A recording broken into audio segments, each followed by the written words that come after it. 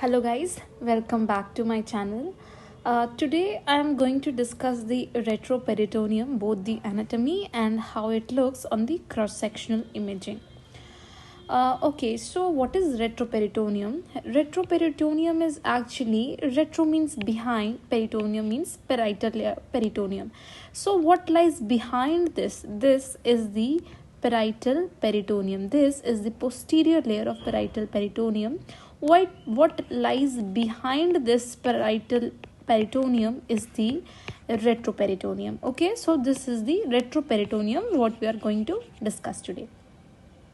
So this retroperitoneum lies between the posterior parietal peritoneum, this is the posterior parietal peritoneum, and the fascia transversalis So in between these two, what lies is the retroperitoneum. Okay. Next, we are going to discuss the various compartments and spaces of retroperitoneum. So the retroperitoneum is divided into three compartments. The first compartment is the central compartment. Okay? The central compartment, which contains the aorta, the inferior vena cava, associated lymphatics, and other vessels. So this is the central compartment. Next compartment is the posterior compartment. This is the posterior compartment where lies the psoas muscle and quadratus lumborum, iliopsoas muscle. Note these posterior compartment lie behind this fascia transversalis. So the two compartments we read is the central compartment having aorta and IVC, and the posterior compartment having the muscles which lie behind this fascia transversalis. Okay. The next compartment is the lateral compartment. Whatever remains in the retroperitoneum lies in the lateral compartment. So we are going to focus on that. Lateral compartment is divided. So the three compartments we read are the central compartment, or the median, or the great vessel compartment. Okay, great vessel compartment. Next is the posterior compartment. On both the sides having the psoas and the iliopsoas muscles extending from T2L to lesser trochanter. And the next compartment is the lateral compartment. And this lateral compartment of the retroperitoneum is further divided into three spaces. Okay, three spaces. The three spaces are the anterior pararenal space, the perirenal space, and the posterior pararenal space. Okay, and the posterior pararenal space. So the central compartment, the posterior compartment, and whatever remains is the lateral compartment. Okay. This lateral compartment is divided into three spaces by the renal fascia into anterior pararenal space, the perirenal space, and the posterior renal space. How these are formed, we will study now. So, the kidneys are actually lined by the fascia. This is the anterior renal fascia known as the Zirota's fascia, and this is the posterior renal fascia which is known as the fascia of Zuckergandel. This posterior renal fascia on continuation here forms the lateral conal fascia. Okay, lateral conal fascia. So this is the anterior renal fascia, this is the posterior renal fascia, and this is the continuation of posterior renal fascia, that is the lateral conal fascia. So, and in between these anterior and posterior renal fascia lies the kidneys.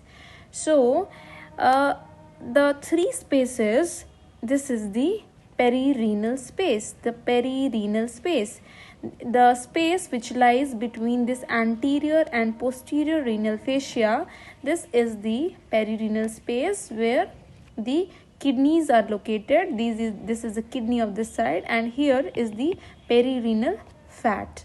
Okay, so the space that lies between the anterior renal fascia, posterior renal fascia is the perirenal space. The space which lies in front of this perirenal space is the anterior pararenal space. So this whole thing is this whole thing, let me mark you for this. So this whole thing that lies in front of the anterior renal fascia is the anterior pararenal space. What lies in the anterior pararenal space is the ascending colon, the second and fourth part of the duodenum, the pancreas, and the descending colon. This is the anterior pararenal space, which is lined in front by the parietal peritoneum, posterior parietal peritoneum, and posteriorly it is lined by the anterior renal fascia, that is the Zirota's fascia. Okay, and laterally by the lateral conal fascia. So this is the anterior pararenal space. Okay, the next compartment is this we already have discussed, the perirenal space. Okay, so this is the perirenal space. So we have one anterior pararenal space, we have two perirenal space, and another space is the posterior compartment. What is the posterior compartment? See, this is the posterior. So this is the posterior renal fascia, that is the Zuckerkandl fascia, and this is the fascia transversalis. The space that lies in between these two is the posterior pararenal space. This is the posterior pararenal space. Okay, and this in front continues with the properitoneal fat stripe. Okay, so what we have read till now is the 5 things in the retroperitoneum, that is the central compartment having the aorta and the IVC, the posterior compartment having the muscles, the psoas major muscle, iliopsoas quadratus lumborum on both the sides, and the next compartment is the lateral compartment, which has 3 spaces: the anterior pararenal space, the 3 spaces, the anterior pararenal space, this is the perirenal space. Let me find this. This is the perirenal space, and this thing is the posterior pararenal space, which continues forward as the properitoneal fat stripe. Okay. Next thing I want to make clear is that in cases of pancreatitis, the fluid accumulates around this peripancreatic region in this anterior pararenal space. Also, the fluid collection is so acute that it dissect these fascias, because this fascias, the anterior renal fascia, the posterior renal fascia, the lateral renal fascia, these are not made up of just single layer. These are actually made up of several layers, and when a fluid dissect in between these two layers, in between these several layers, there is fluid collection in these fascias also. So this plane is known as the retromesenteric plane. Okay, this anterior renal fascia plane, when fluid accumulates, this become grossly visible on the cross-sectional imaging. This is known as the retromesenteric plane. The posterior renal fascia, this posterior renal fascia, when fluid accumulates here, it's visible on this cross-sectional imaging and is known as the retrorenal plane. Okay, and this is the, when fluid accumulates here also, it also becomes more visible. This is the lateral conal fascia plane. Okay, that's all. I hope this is clear now. The three compartments: the central compartment having the great vessels, the posterior compartment having the vessels, and the lateral compartment divided into three spaces: the anterior pararenal, the perirenal, and the posterior pararenal. Anterior pararenal space has this ascending colon, the second part of duodenum, the pancreas, fourth part of duodenum, and the descending colon. The perirenal space has the kidneys and the adrenal gland and other perirenal fat and all.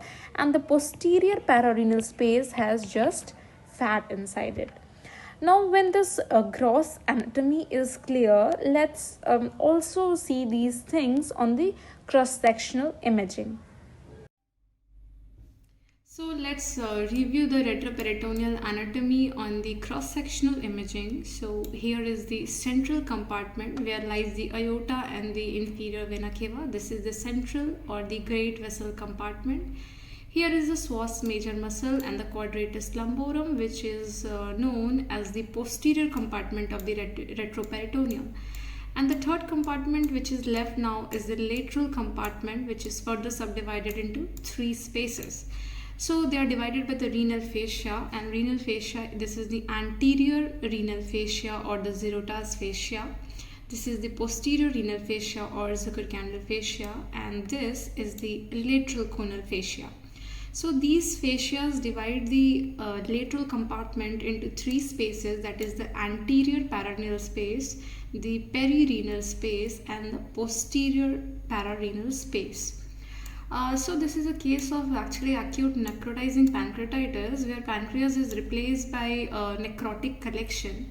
So we can tell that this collection lies in the anterior pararenal space. This is anterior to this anterior renal fascia. This is the anterior pararenal space collection.